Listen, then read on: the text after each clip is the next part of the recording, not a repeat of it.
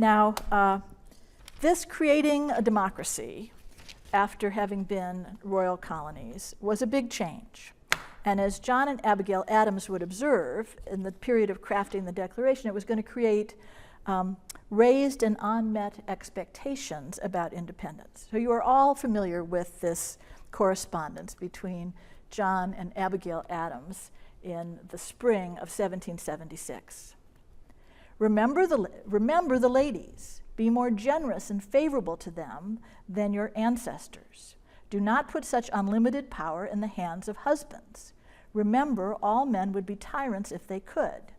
If particular attention is not paid to the ladies, we are determined to foment a rebellion and will not hold ourselves bound by any laws in which we have no voice or representation. That your sex is naturally tyrannical is a truth so thoroughly established as to admit no dispute. Put it out of the power of the vicious and the lawless to use us with cruelty and indignity.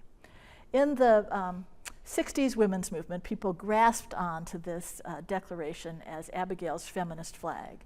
In reality, she's making a very heartfelt plea against domestic abuse.